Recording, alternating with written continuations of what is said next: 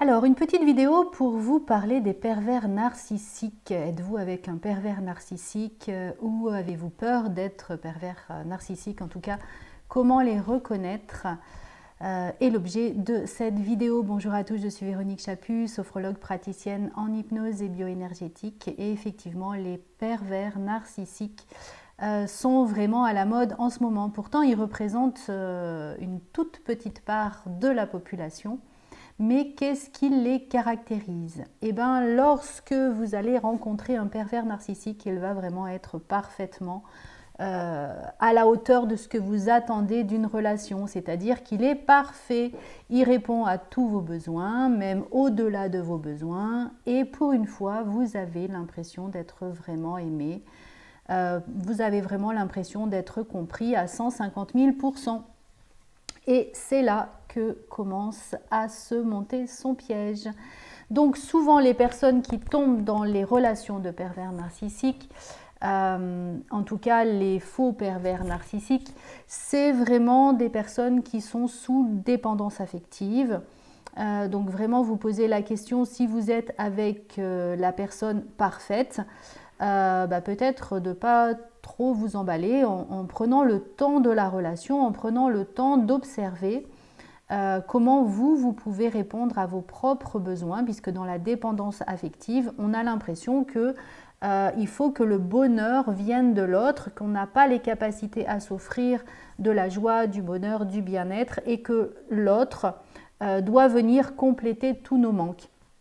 Et à partir du moment où on pense que l'autre doit compléter tous nos manques, alors effectivement, on va être dépendant de l'autre. Dans un premier temps, en tout cas dans la relation du pervers narcissique, c'est plutôt là-dessus qu'il va jouer, puisqu'il prend ses proies, il observe ses proies, non pas de façon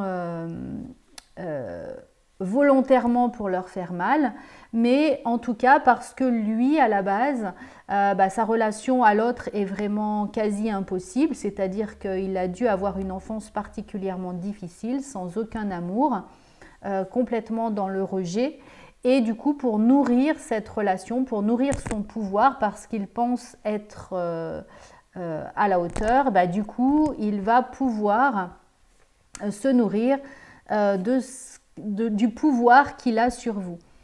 Donc la deuxième caractéristique après la dépendance affective, c'est effectivement des personnes qui n'arrivent pas à dire non, qui sont complètement soumis à la volonté de l'autre parce qu'elles n'arrivent pas à s'affirmer, parce qu'elles n'arrivent pas à s'aimer, parce qu'elles n'arrivent pas à se faire confiance. Donc elles sont plutôt coupées de leur corps, avec peu de sensations, ou en tout cas avec la volonté de faire passer l'autre avant soi, de toujours faire pour l'autre au lieu de faire pour soi, avec cette fausse croyance que si on fait pour soi, on va être égoïste. Donc le pervers va observer en tout cas cette faille de cette personne qui ne sait pas dire non pour pouvoir s'engouffrer. Donc le premier temps, vous l'avez compris, c'est vraiment la perfection. Il répond à tous vos besoins et puis au fur et à mesure, vous allez commencer à avoir des petits pics d'humiliation, des petits pics de rabaissement. Et pendant ce temps-là, en tout cas, il vous aura tellement leurré dans c'est parfait, je veux être qu'avec toi, tu es la personne, j'ai jamais ressenti ça, tu es la personne avec qui j'ai vraiment envie de vivre, c'est la première fois que je vis ça. Donc vous êtes complètement hypnotisé par ces dires. Vos amis ont même pris le large parce qu'il a fait en sorte de vous faire croire qu'il voulait passer que du temps avec vous et que vous auriez bien le temps de voir vos amis à un autre moment, ou que vos amis étaient dévalorisants pour vous. En tout cas, il a coupé tous les champs amicaux autour de vous. Il n'y a que lui qui compte. Et au fur et à mesure, il va commencer à devenir de plus en plus humiliant et en même temps commencer à vous faire des cadeaux, commencer à chaque fois à demander pardon, mais à chaque fois il va recommencer.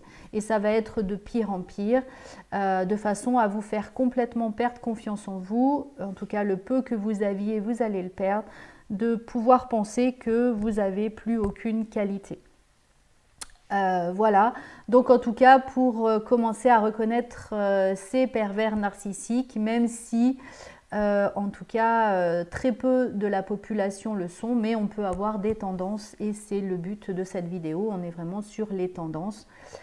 Puisque les pervers narcissiques, c'est vraiment un problème de psychiatrie et là, c'est plus mon domaine. Donc moi, je suis sur vraiment ces pervers narcissiques, en tout cas, qui ne sont pas complètement à 100% pervers, mais qui ont vraiment ces tendances et ces personnalités qu'il faut éviter. Donc je vous dis dans une prochaine vidéo comment éviter, comment vous prémunir de ces relations déstructurantes. En attendant, n'hésitez pas à liker, à vous abonner à la chaîne. Je vous remercie vraiment de votre suivi. Et si vous souhaitez participer à la newsletter, n'hésitez pas à m'envoyer un petit message pour que je vous abonne à la newsletter. Je vous souhaite un bon dimanche.